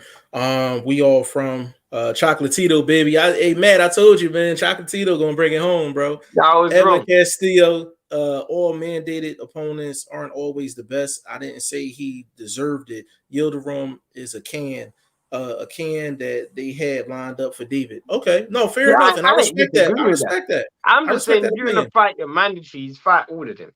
Yeah, boxing with Sean, Canelo offered Derevianchenko his Mando $5 million, then accepted less to fight Triple G. I do think that's true. I do think that's true. Edwin, yeah, he did, but it sounded like he was gonna bounce when I wrote it. Oh, you're talking about Blunt. Blunt. Okay, fair enough. Joseph Gwilt in the building. We just gave you your flowers a little earlier, bro. If Canelo did go up and fight for a cruiserweight title, but at 185, would you class him as the champ if he won? I would not. I wouldn't. No, of course not. Yeah, I wouldn't. Not cruiserweight. Yeah, so Andre cannot fight unless he got 10 mil, but Canelo would duck for accepting 165 plus mil. Oh, makes sense. No, we chopping it up. I don't hate what you guys say. I'm just adding what I've looked into. Firstly, you can never. This is where I know, Edwin. You're thinking with emotion. You never, ever hear me say, Canelo's a duck for taking the deal that he just took. Because that deal's got Bivol. We've never said, Bivol is harder than Charlo and Benavidez. We probably one of the few ones is actually saying this is actually the harder road for him. Bro, Bivol is a better fighter than Charlo and a better fighter than Andre and a better fighter than Benavidez, in my opinion. Yeah. So I would never say he's a duck for that. I'm telling you, if he beats Bivol, bro, I'm giving him all the credit. Yeah, he gets all the credit. He gets all the credit. There's more risk with the deal that he took versus him taking Charlo and Benavidez. Facts. There's more risk. We all from Triple G won both. Yeah, see, I thought he won both too. Pink Furry Goddess Edwin is obsessed with Canelo. Yes, he is. We all from. I always bet on my guy. LOL. I hope he doesn't move up though. Yeah, I mean, if he moves up, cool. If not, cool. Like, you know what I'm saying? Edwin, Shane, didn't you say undisputed Trump's mandatory? So how could they fight all mandatories? I'm not saying they should fight all mandatory. Unification Trump's mandatory, but you can't pick and choose when you want to fight mandatories and unification. Yeah, the one thing I will say about Canelo, the reason why he doesn't fight mandatories is a lot of times he's in championship fights or unification fights. No, that's a fact. That's a fact. But if that's the way you're gonna do it, bro, then be that like that all the way abroad. And you know where I'm gonna go with this, Jeff. When you're one fight away from undisputed, you don't go to another weight class. You become undisputed. He had IBF, WBA, WBC. One belt away was WBO, which Andre had. I think he would have beat Andre, but he didn't take that fight. He didn't fight Andre for the missing piece of that puzzle at 160. Then he moved up to 175. He fought Kovalev. that that time Beterbiev had the IBF and WBC. He could have fought Beterbiev, become unified champion. He didn't. He moved back down to 168 and he fought Callum Smith. Callum Smith only had one strap at the time. So my point is, you can't pick and choose when and who you're gonna fight. If you're gonna unify. If you're gonna fight mandatories, fight your mandatories. You can't pick and choose when you're doing that. That's my point, bro. He said, I don't recall you specifically saying anything about my comment about duck for money, so I think Shane is in his feelings. Bro, I never said he ducked. Bro, the only person I can say he ducked legitimately. The only person I can, and I wouldn't even say he ducked. Andrew. That's the only one. When I can actually rock with Shane on this one. We've never said that Canelo was wrong for taking a DAZN deal. We never said none of that. At the end of the day, we said the Andre situation is one situation that just he had every reason to fight Andre if he was about unification, and he just didn't fight him. And I think it's okay to say like he just doesn't like the matchup. He doesn't like the matchup. He just doesn't like the matchup. The same justification for them fighting Yildirim is we wanted to go undisputed, but you are one fight away from undisputed at 160. At 160, right. Bro. So you can't say you want to fight Yildirim because you want to keep a belt to become undisputed, but you are one fight away from becoming undisputed at 160. So that doesn't make sense. Yeah, that's what I'm saying. That's what I'm saying, Edwin. He had his opportunity to fight for undisputed with Andre, and it didn't happen. And yes, I do have to point the blame at Canelo because whatever Canelo wants, he can get it. Fact. So if Andre wanted X amount of dollars, if undisputed is that important, that fight was never even entertained, though, bro. It was never even entertained. I've never even seen this. And Edwin, you have to accept this as a fact. You have to accept this as a fact. If I got 3 belts and you got 1 belt, bro, you at least should expect there to be at least of an effort to make an undisputed fight, bro. Wasn't even a talk. And the thing is, Caleb Plant got 10 mil. He got 10 mil, bro. He got 10 mil. So it's just, we just trying to, I think we both doing the same thing. You're listening to us and you're adding some context, and we listening to you and we adding some context. Pink Furry guy that said Edwin is a troll. He's not a troll. He's just a huge Canelo fan. Boxing was showing he had to fight Derevianchenko before he could unify with Andre. Nope. No, that's not necessarily true, bro. That's not true. False. Yeah, because the thing is that unification that they could have paid Derevianchenko some step aside money. And the reason why that's false again, let's keep it all the way 100. Let's keep it all the way 100. You can go on Boxer and check it. That's false. Because who was the fight before he fought when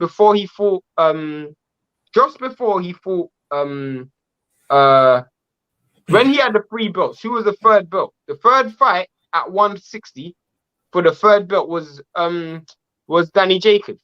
Danny Jacobs had the IBF. If you look at it, the person who Danny Jacobs won the IBF belt off was Derevianchenko. He lost his last title fight. He lost. So even if you want to say he was mandatory, fair, he was mandatory. But you go straight into an undisputed fight. The only reason why Derevianchenko even came into the question was because he was thinking about moving to 175 to fight Kovalev. That's the only reason why they brought that up. That's the only reason why and the reason how I know this is because I vividly remember, and I wish I could find the interview, Eddie Hearn saying after Danny Jacobs lost to Canelo, he said, put him in there with Andre and let's make undisputed. He legitimately said that. He put him in there with Andre and let's make undisputed. There was no talk of Derevianchenko at that time, bro. Hey, so Sean, the key word is had to.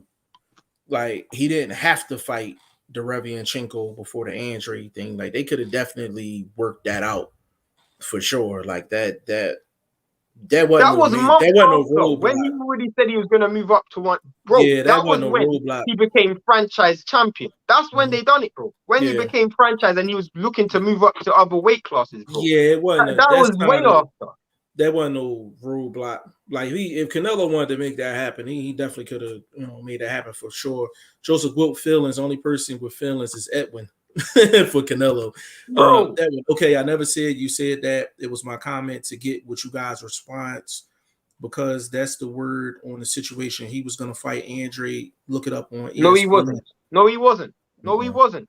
No, bro. That's bro, not true. Let me tell you how I know that's false, bro. Let me tell you how I know that's false. Because if I was gonna fight you, Jeff, when I see you, am I gonna say you will never fight me? Does that make sense, Jeff? He said you will never fight me. That's what he said. He said you will never fight me. Hold on. You just want a payday. That's what. If you was gonna fight me before, Jeff, wouldn't you say I tried to fight you before? I tried to fight you before. That's what you would say, bro. Never said that. He didn't say that. Pink Furry Goddess Edwin worships the ground Canelo walks on. He's a very big fan. I will leave it there. Edwin Canelo eyeing Andre, but IBF declines because the Ramirez was stalling. But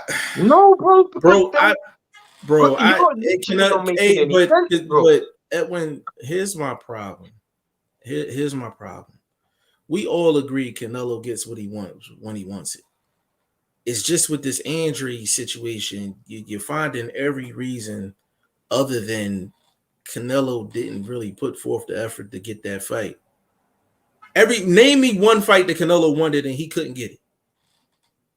As a Canelo fan, you're a huge Canelo fan. Name me one fight that Canelo wanted and he couldn't get it.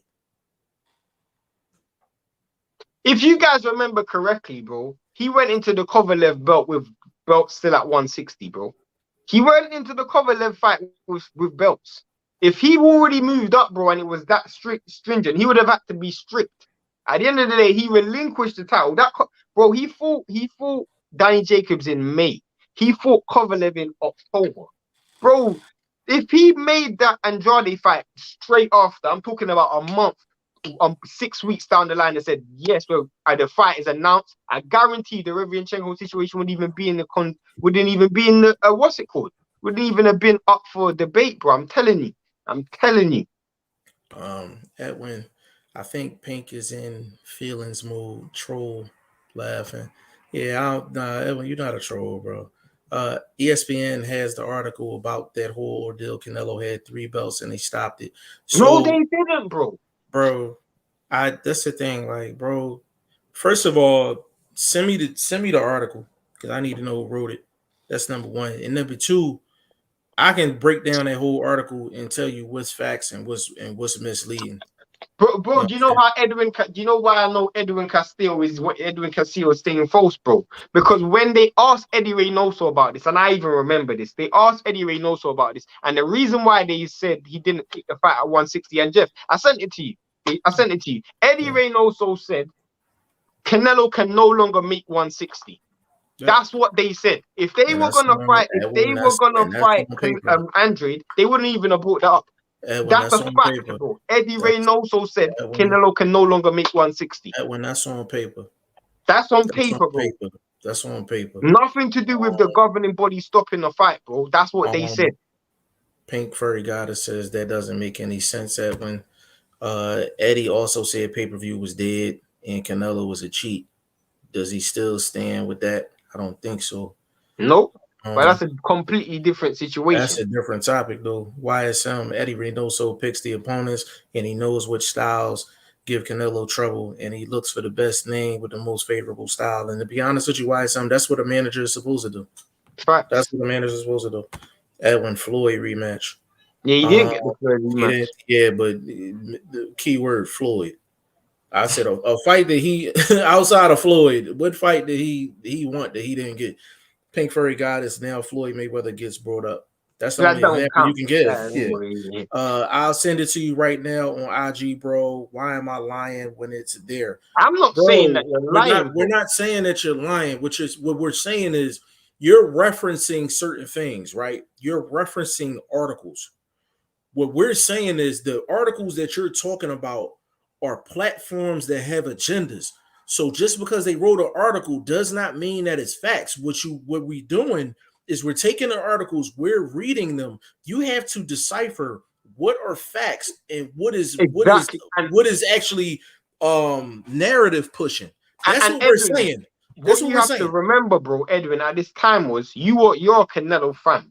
At this time, and I can comfortably tell you, Jeff will tell you. Jeff will tell you when it comes to undisputed, bro. I always that's my main agenda, bro. I will never forget that time. I will never forget because I remember when Canelo was gonna fight and had the 3 belts. All I wanted to see was undisputed. That's all I wanted to see. I'm telling you, bro. There was not one single attempt.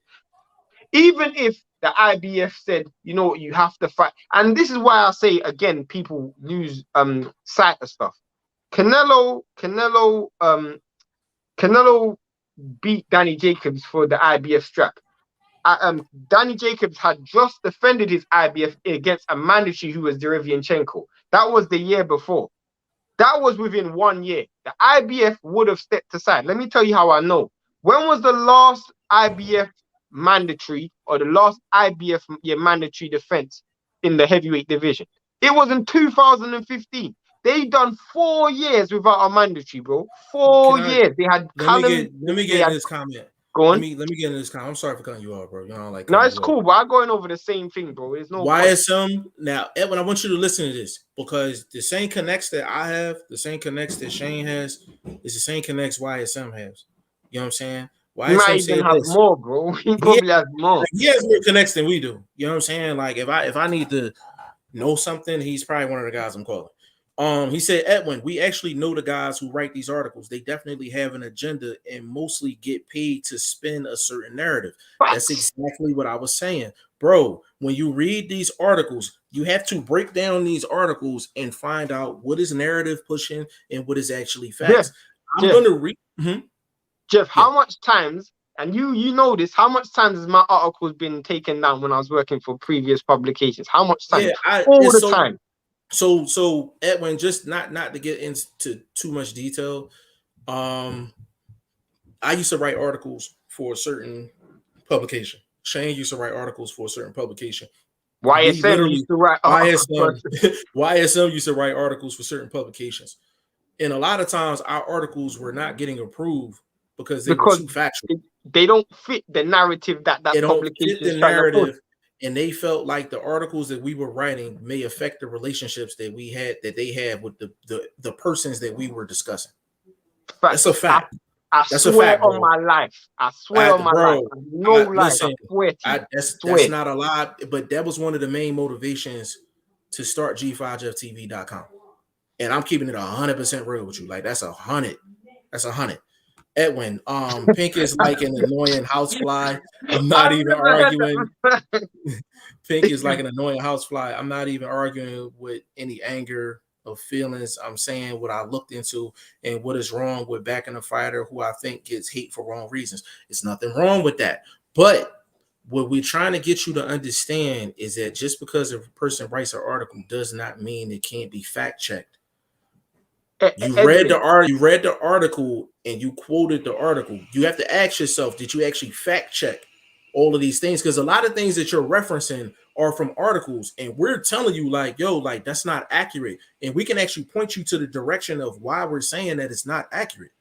You understand what I'm saying? So this is not a Edwin versus Shane or Edwin versus YSM or Edwin versus and the reason why you will never hear it, and this is my point, the reason why you will never hear it is because the mainstream media don't help Andrade. And I'll keep it real, bro. Andrade is one of the most ignored fighters ever in boxing I've seen. Like these dudes, literally, there's nobody like Munguia right now should be getting ridiculed for what he done with Andrade. Nobody says anything about that. Nobody says anything about, like, people say Errol Spence is ducking Terence Crawford.